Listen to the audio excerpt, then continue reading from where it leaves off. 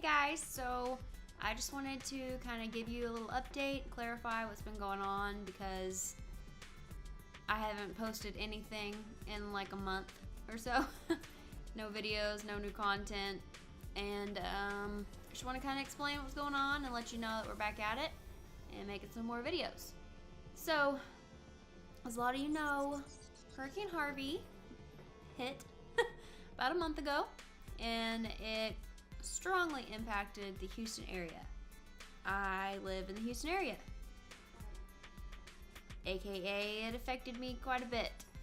So just to kind of give you a little timeline of what's been going on, as you know, Friday, August 25th was when Harvey made landfall in Port Aransas, Texas. Didn't really see a whole lot of effects that night besides like rain in my area. I was a little bit north of Houston.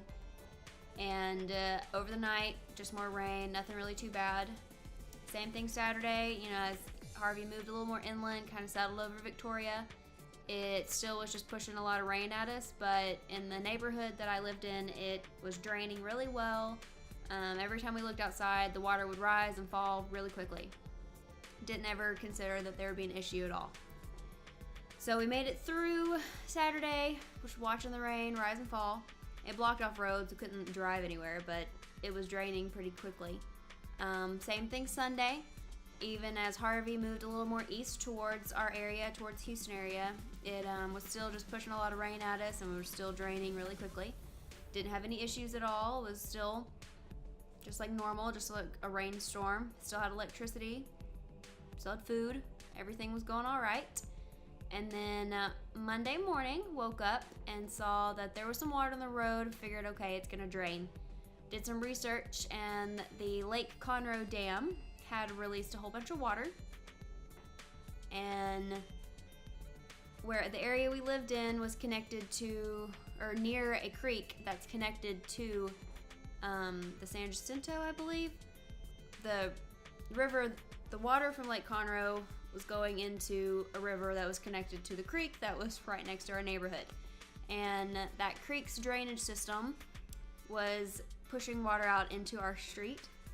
And that's when the water stopped draining from our road. So we stood out in our driveway watching the water just rise over and over again for a little while.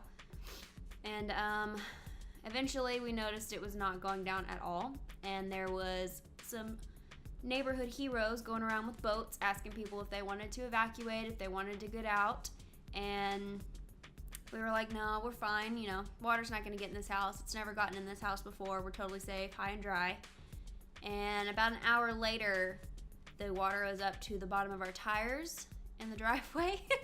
So the boats came back by and said, you know, just wanted to give you a last chance to get out. And we decided, you know what? We might as well try. It looks like it might be getting a little higher than expected. So we went ahead, we packed up what we could, and got what we could up off the floors. Well, we hadn't already gotten up off the floors, and we went ahead and went with the boats to the street over, which didn't have any water in it somehow. And they took us to a local high school. So we bundled up there, and we stayed the night there at that local high school. It was acting as a shelter. And woke up the next day, Tuesday, August 29th, woke up at the shelter and heard some rumors going around that they were going to load people up into buses and send to another shelter, another area. No idea where that was going to be, not really keen to be loaded up and sent somewhere else. So we started contacting family members, kind of seeing who we could stay with. And my cousin's cousin lives in the area, and she had a free room, a free area. So they had neighbors that could come pick us up from the shelter, picked us up, took us over there. We had, you know, a warm shower and beds to sleep in. So we spent the night there, getting some rest, much needed rest in, and can you move? Just kind of recuperating, waiting it out till the water receded from the neighborhood. And the next day, on Wednesday, we were able to get a vehicle out, go to our house, see what the damage was. And when we got there, there was already people tearing things out of their houses. All of the neighbors had drywall everywhere, furniture, appliances, whole 9 yards out of their houses. We looked at our house, and it had gotten about a foot of water in it, actually. So we weren't expecting more than a few inches, but it got about a foot of water in there. But our driveway is sits a little bit lower than the house does, so both of our cars were totaled. We weren't able to get them to even think about starting. They were both gone. And from there, we kind of inspected the house, was seeing what kind of stuff we'd lost, and lost a couple couches, quite a bit of furniture. The PCs were fine. The computer stuff was good because we got that high up off the ground, just lost a few power strips from there. Jakin lost his comic books because they were in a box on the floor. We didn't have time to get to them. So many Magic cards, so many Pokemon cards, Yu-Gi-Oh cards. Just didn't have time to get them up. A bunch of GameCube controllers. But we were really lucky. I mean, compared to a lot of people, we didn't lose near as much as some of our neighbors lost. We were very lucky that we got to keep a lot of our stuff. I mean, we lost probably about half of it. Pile in our front yard. It's atrocious. But we were renting, so we don't have to worry about the construction or fixing anything in the house. We just had to go through and throw everything away that had gotten any water damage and pack up things that could be salvaged and put it in storage.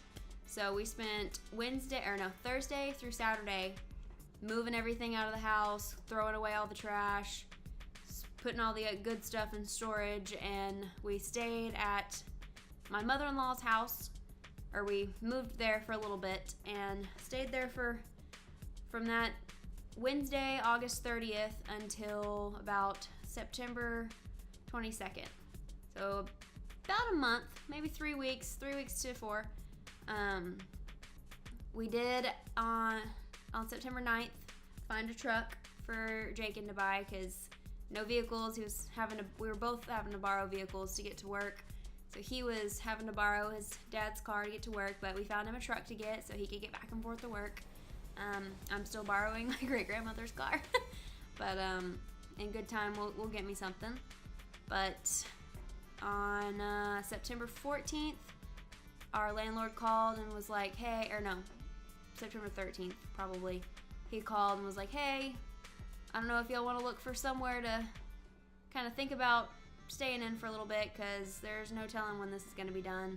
It appears insurance and contractors are a little backed up, if you could imagine.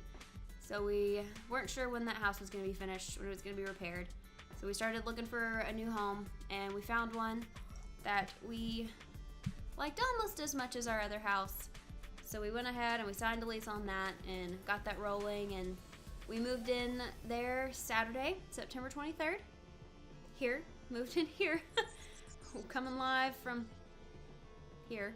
But so we found a new place. We're got everything moved in, or not everything, but a lot of it moved in. There's still a lot of work to do. Important part is we got the game room set back up. It's a bit bigger than the other place this game room is, and we got some beautiful wall art, if you can see, and we got to put all of our cute little minis and whatnot up. Got sushi back there, cozy. But yeah, we're slowly getting it all back together, and finally we got internet back because the other house we were staying at had no internet, which is why I couldn't make any videos for you, couldn't play any games, couldn't do anything. But now we're back and working on some cool stuff. Hopefully we'll be able to get some stuff rolling, and I hope y'all stuck around to see it and kind of go from there. So thanks for watching, thanks for sticking with me, and I will see you in the next video.